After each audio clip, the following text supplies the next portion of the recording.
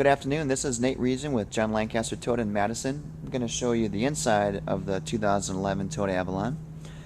But before I get after that, I want to tell you a little bit more about Smart Keyless Entry with push button start. And the main thing is Smart Key includes a car, quite like that one, and this fancy little key fob like this. And what happens is the car detects the presence of the key fob and lets you get into the car without ever having to push any of these buttons, because, hey, let's face it, pushing buttons ain't cool. So long as the key is with me, the car knows, and it lets me do some fun things like this.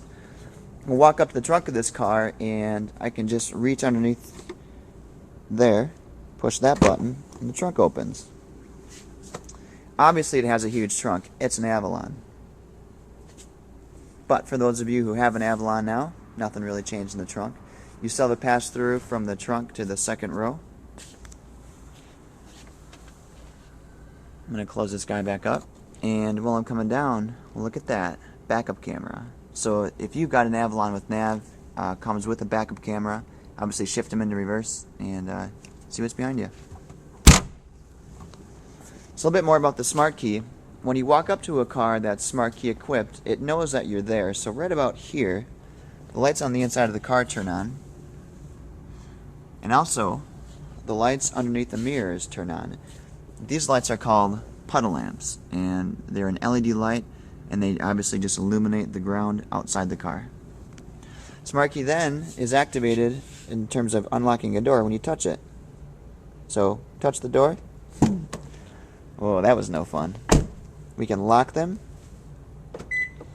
and then we can touch the door to unlock them. Now, if you've got an Avalon now, I think you'll like a few of the things that Toyota did with the navigation.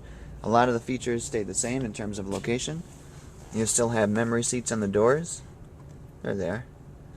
The switches are still in the same position. The map pockets in the doors still fold out. You still have a 10-way adjustable driver's seat, which is really cool. For folks that think our seats are too short, this will take care of that. You can push a button, you can lengthen or shorten that seat, and it moves probably in the neighborhood of 2.5 inches. And we can move the seat forward and back, we can raise or lower it, and lumbar support. There's a couple cool buttons under here. Avalons have a power sunshade that covers up the rear window. This button activates it, and of course open the trunk and open the fuel door.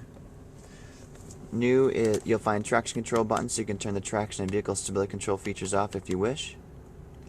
Headlights are fully automatic. Again, those are high intensity discharge headlamps. And windshield wipers are fully automatic.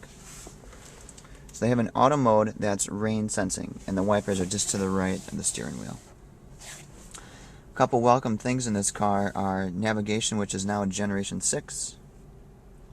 And the dual zone climate control is still there, just a little bit easier to use. In a limited, you'll also find both cooled and heated seats. The controls are right in the center. One thing Toyota does that's very nice in this car is they let you push those buttons down so that they're flush, not getting bumped or broken. There's a holder specifically for your cell phone. That's what that guy is. You would just run the cord down through here and plug him in there. Couple cup holders, of course. And a decent sized console. This console happens to move forward or back, so if you're a bit shorter and you sit close to the steering wheel, you want to slide them up so you can use them. Or open them up and look at this. USB port for iPod. Or a thumb drive with music on it. But if you plug your iPod in, that USB port will charge and control your iPod. Alright, let's get into some funner things. So I'm going to close this guy up and see the dash? Quite a bit different. And move this down so you can see a little bit better. Nope, that was no good. Well, I'm going to fire him up.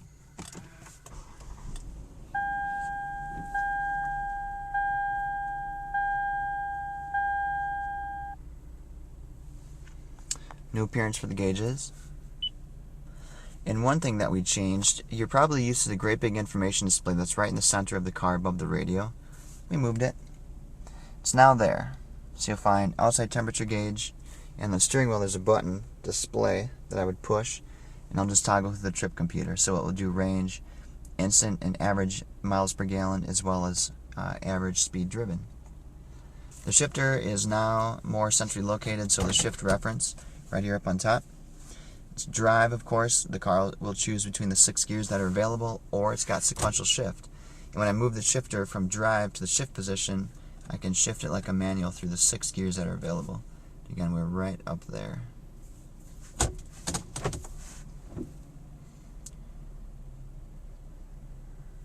Now to the fun stuff. Gen 6 nav. I've demoed this before, but the capabilities of this nav are beautiful.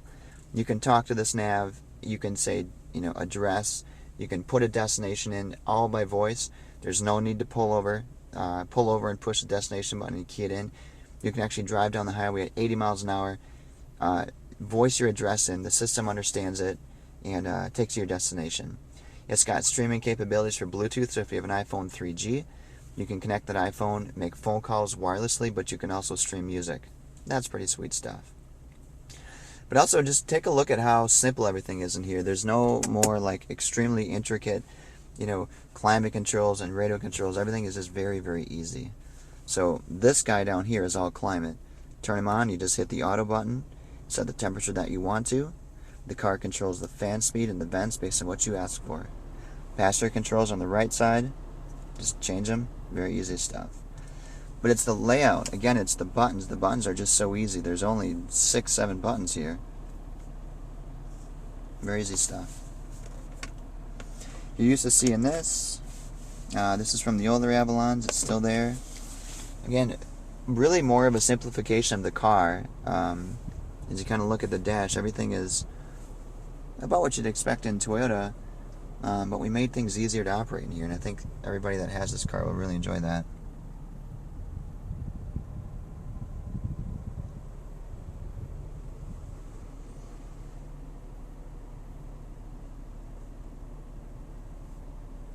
Have you ever seen the back seat? I'll show you. Trying to make it motion sick. One thing the Avalon's known for is quite a bit of legroom, and again, nothing really changed in the back of this car. You still have the reclining rear seat, and that's what this handle for. You can pull it while you're sitting back there, and it'll let you move the seats about 3 inches forward or back. So it's just a recline feature on the seat. Still have the armrest and the cup holders, and obviously that's where you go for the pass-through to the trunk.